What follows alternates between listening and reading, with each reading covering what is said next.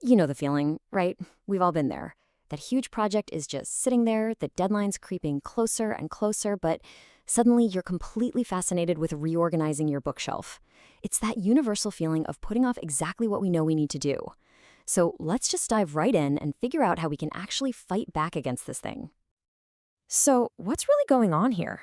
I mean, why do we knowingly and kind of willingly sabotage ourselves by pushing off these super important tasks? It sounds like a simple question, but trust me, the answer goes deep into how our brains are actually wired. And get this is not some new, modern problem we invented. Nope. The ancient Greek philosophers, guys like Socrates and Aristotle, they actually had a word for it: akrasia. It literally means doing one thing even when you know deep down you should be doing something else. So maybe take a little comfort in that. Procrastination isn't some personal character flaw. It's a timeless human struggle. All right, so to figure out how to beat procrastination, we've got to understand the battlefield first. And that battlefield, it's our own minds. It turns out there's a real biological tug of war happening inside your head every single time you choose to put something off.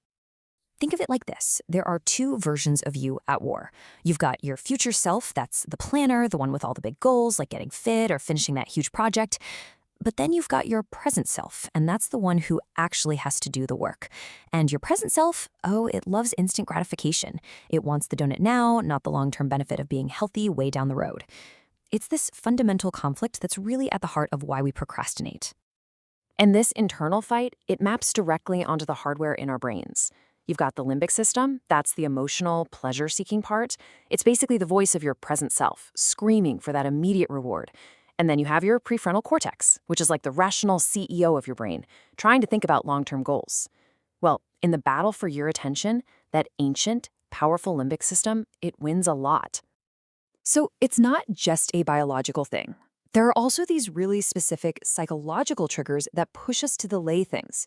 And I want to be super clear here, this has way more to do with our emotions than it does with being lazy. I mean, just think about how you actually feel when you're in the middle of procrastinating. It's not fun, is it? It's rarely this blissful, relaxing experience. The data shows it pretty clearly. Most of us just feel distracted, anxious, and like we have zero self-control. We're not actually enjoying ourselves. We're just stuck in this really stressful cycle of avoidance.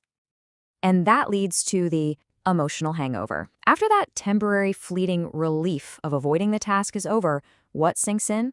Well, for most of us, it's disappointment and guilt. That little short-term escape ends up coming at a really high emotional cost.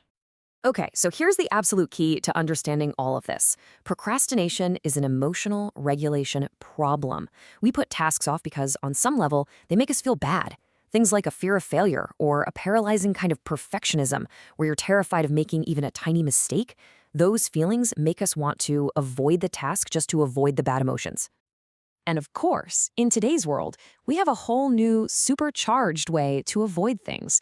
You've got your classic offline procrastination, cleaning the entire house to avoid writing a paper.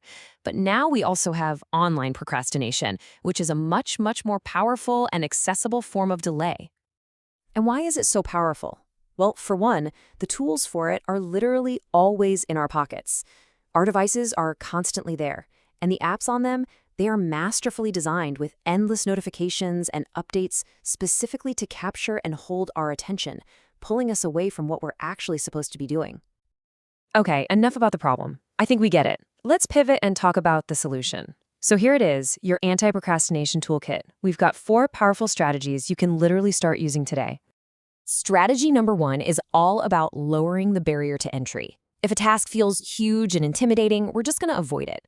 So let's make it less intimidating.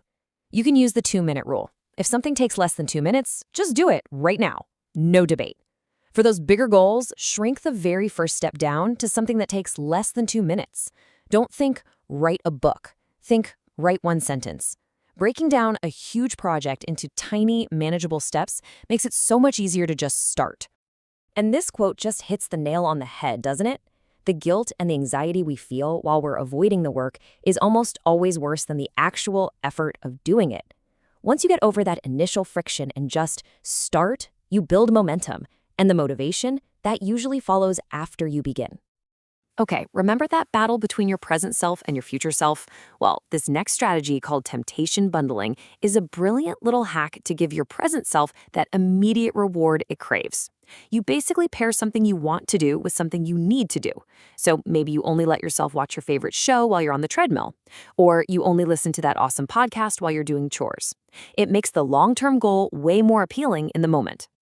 Strategy 3 is all about being proactive. Instead of just relying on pure willpower in the moment, which we know can fail, you actually design your environment to support your goals. You use what are called commitment devices, which are basically choices you make ahead of time to make doing the right thing easier and doing the wrong thing harder.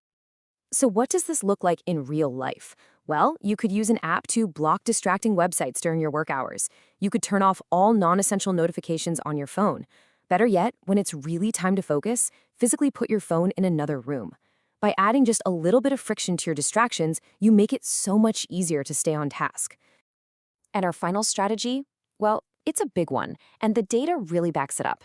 You want to know the single most common method people use to beat procrastination? It's just planning ahead. Having a clear plan for your day removes all that uncertainty and decision-making that can so often lead to paralysis and, you guessed it, delay. All right, so these strategies are fantastic, but how do we turn them into a consistent automatic habit? Let's talk about a super simple but incredibly effective daily routine to make this whole planning thing a core part of your day. It's called the Ivy Lee method, and this thing is over 100 years old for one simple reason. It works. The magic is in its simplicity. At the end of each day, you just write down your 6 most important tasks for tomorrow. Then you rank them. The next day, you just start with number 1, and you focus only on that until it's done. No multitasking. It takes away all the guesswork in the morning, and it forces you to prioritize what actually matters. And finally, and listen, this might be the most important part of this whole thing. You have to practice self-compassion. Seriously, studies show that forgiving yourself for procrastinating actually makes you less likely to do it again in the future. Beating yourself up just creates this awful negative cycle of shame and avoidance. So you have to recognize it's a common habit, not a moral failing, and that you totally have the tools to change it. So I'll leave you with this question.